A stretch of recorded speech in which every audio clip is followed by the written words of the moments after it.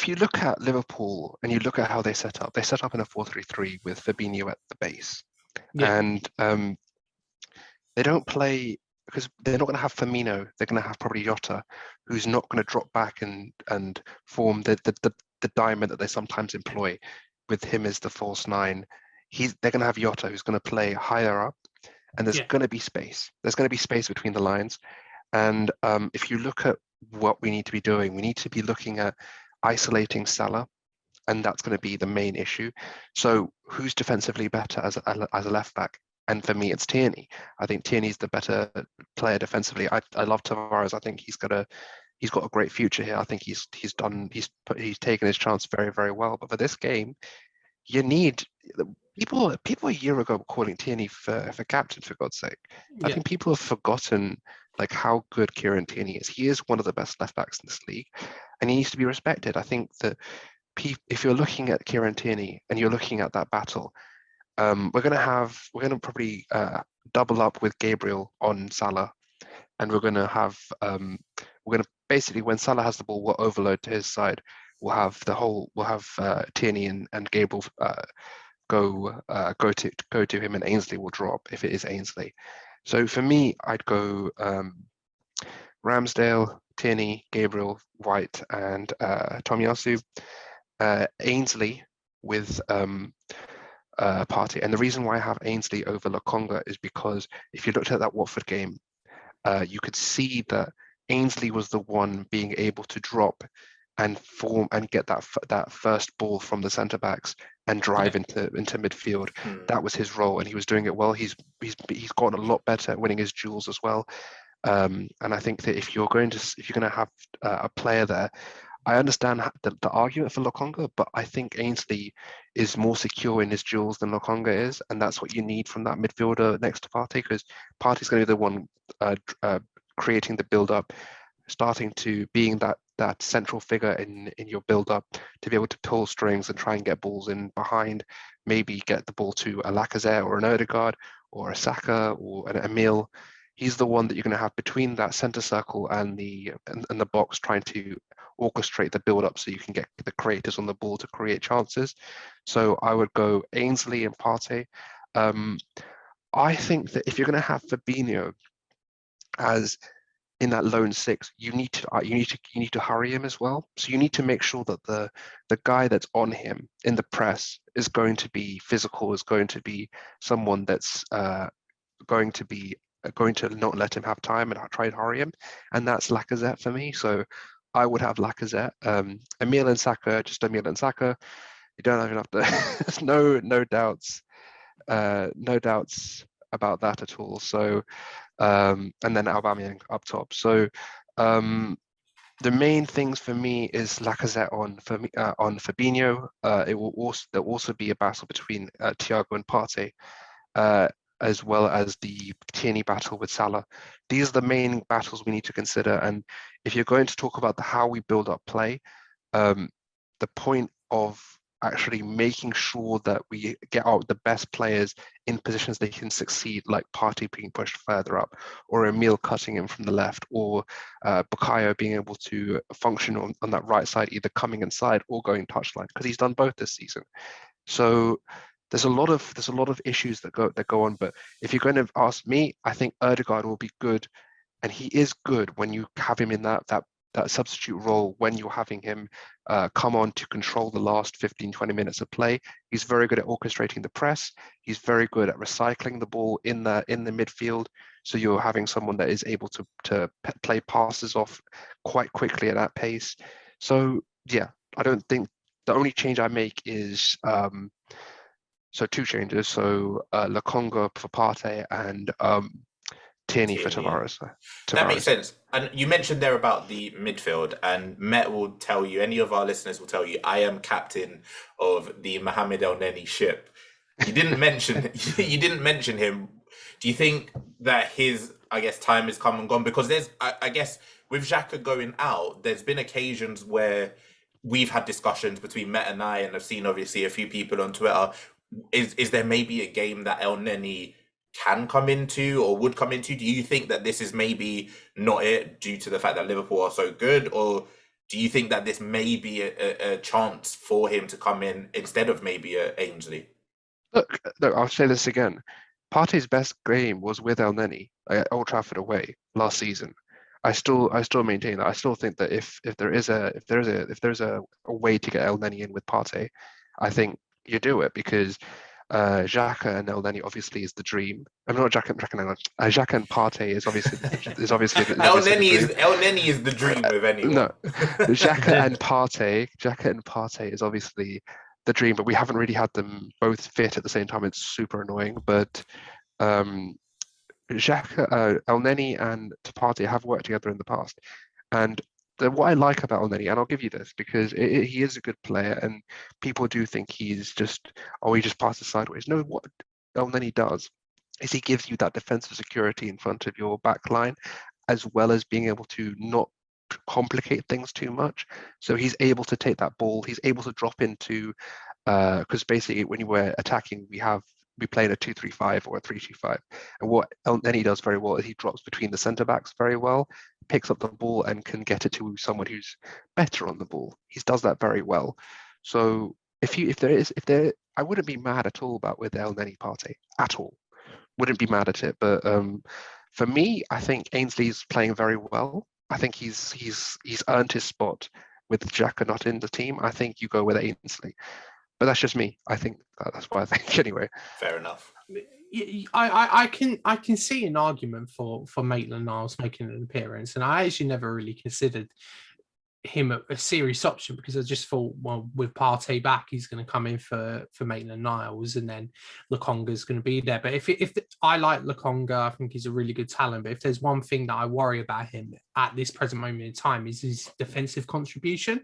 I think he's basically non-existent in terms of a defensive shield for the midfield, and you're going to need that against Liverpool. You're going to need a bit more of a defensive solidity in midfield. So Maitland-Niles does provide that as well. And Curran's totally right in terms of he played really well against Watford. He done things that I don't think I ever expected him to do. I thought he was... I really like Maitland-Niles, but I always thought that his best position was at right back, and I thought he should have stayed there and made that place his own. But if he can improve in midfield and do performances like the one against Watford, yes, the opposition is what it is, but you can only defeat who you're against. Then it's a really good option, and him to jump above Elneny in the pecking order, it seems, because Elneny didn't get the start, Maitland-Niles did. It is an improvement because Maitland-Niles can improve because he is still young. I know he's 24, so he's actually one of the older players in the squad, but he's still got time to improve. But I do think he that is an interesting option. So it wouldn't surprise me if Lokonga starts, but he didn't start against Manchester City away from home. And that's the only real other true test we've had. He started against Leicester. So I don't know if he'll start. I think it might be because if Xhaka was fit, he 100% starts this game. But because he's not, it's a bit interesting. So I wonder if Maitland-Niles has now jumped in front and has really performed. And if you remember, I think he was man of the match when we beat him in the cup last year. So it's a bit of history there. So for Maitland-Niles, so hopefully he can produce a man of the match performance on the weekend if he does get that chance. Okay, so now we've talked about the team and such. Let's be fans for 1 minute. What are you expecting on Saturday? What do you think will happen? So, Wayne, tell me, what do you think is going to happen? Are Arsenal going to win 10-0 like England did against San Marino? like is that going to happen? Or are we going to expect the doom and gloom that Arsenal Twitter usually presents us after a loss? It's hard to say. I don't think we're going to win. I think we'll lose, but I don't think it will be as embarrassing or as sort of tough as previous Anfield defeats. Because if you think back to a lot of our years losing at Anfield, a lot of a lot of the goals came from mistakes from our defenders. I remember there was one year, I think it was a Firmino hat-trick, and his final goal was Mustafi falling over, Torreira falling over, someone else falling over, and then Leno kind of just there. Being Leno. Like, yeah, exactly. Yeah. So I don't think it's going to be anything along those sort of lines. I think I think Liverpool are kind of in a league this year, or in a mindset this year, that they're just going all out again for this Premier League. Last year, they kind of had a dip because of the majority of injuries that they had. Their replacements just simply weren't good enough. And this year, it seems as though, with obviously Virgil van Dijk back, with Salah playing like the best player in the world right now, it'll be tough for us to get a result, but I don't think we'll get battered. I think we will look. I think the best thing that will come out of the game tomorrow is we will look like a better team than a lot of rival fans and pundits consider us to be. You've already heard the likes of Gary Neville sort of backtracking on, well, maybe I was a little bit harsh at the start of the season. Maybe I didn't give them the time. Who would have thought half of our squad were out either to injuries or COVID up against Brentford, sorry. You didn't give us the time to consider that you might have been overreacting or reaching a little bit. I think we'll go against Liverpool, and while I think we will lose, it won't be embarrassing. And I think a lot of people will think, all right, Arsenal are and I think Arsenal fans included will go out there thinking, all right, we were actually competitive, and this is a good thing moving forward, because you're not going to play Liverpool every single week. Yeah, like I think that's right. For me, like I think we will also lose, but I think as long as we give ourselves a true test, I think it will show how far this side has come. And I think so many people are waiting for Arsenal to mess up so they can be like, oh, that run was nothing. Like, but even if we do lose, but we perform well and look much more competitive, then the run would have been for something. It would have improved the team, and it would have allowed us to get a bit more momentum and get a bit more belief and in the side. And remember, it's a young side. There are going to be ups and downs throughout the season, and as long as we're competitive, I'll be happy. Like, obviously, I would love us to win. I'd love us to get a draw as well, but they don't really seem likely just because of how good Liverpool are. They're a really good side. They have the best player in the world at the moment in Mohamed Salah. They have probably the best defender in the world in Virgil van Dijk, like a very good goalkeeper as well. They have world-class players, so it is going to be tough, but this Arsenal side are young and they're hungry, so maybe we can get something from this game. So, Curran, what do you think? Like, how do you think the game will go on Saturday? Are we all doom and gloom? Yeah. Are we the problem? I don't think you're being. I don't know. You're not being a problem. Look, the problem is when you have people saying we're going to get battered 5-0. That's a different scale. I think you're both being realistic. I think. Personally, I had it before the break as 1-1. I still haven't changed my mind from that. I think one thing we haven't mentioned yet, I don't know if you want to, is Nicolas Jova and the set pieces, and West Ham doing Liverpool over quite heavily on set pieces. And it's I think we do get a goal off a set piece, maybe a corner or a free kick, something like that. You've seen the improvement of Saka and Emil on corners this season, and I do think they're vulnerable from them. Alisson has looked very shaky against West Ham, and I do think we can get. I don't think we can get a clean sheet. I do think, because like in my heart, like I think, you know, if we can just nick a goal and then just Leicester them, just low block. Just hold the fortress. Maybe we can sneak out with a win, but I don't think we will. I think 1-1. I think I went into this to this season.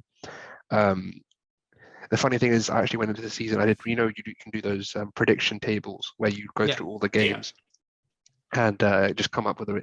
I had Man City winning the league from Liverpool on goal difference. It was both on 87 points, and. Wow.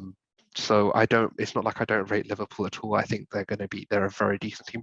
I do think this is their last dance. I don't think that they can maintain this squad for seasons and seasons. They're going to have to transition to a new phase. But I do think this is one of their best chances in the past. I don't know how long to really do something special, but yeah, it's very, very.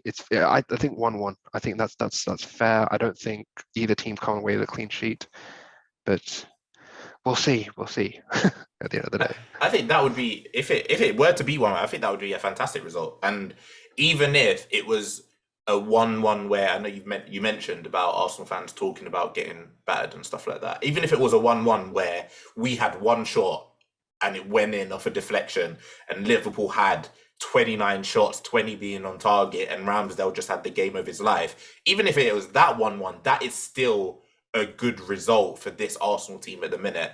Yeah, I think we can take a lot of confidence from the fact that we're on a decent run at the minute, and I think what a lot of people aren't taking into consideration at the minute is this run of games undefeated isn't being stat padded by the Europa League fixtures where we're just stomping over people in the group and stuff like that. These are legitimate fixtures outside of Wimbledon, maybe that was the only one that wasn't. So we're in good confidence, and I think, like we've all said, if there was a time to get a result at Anfield, now might be it. To the centre, Schuker is there. Can't get his cross in. Maybe Dixon can.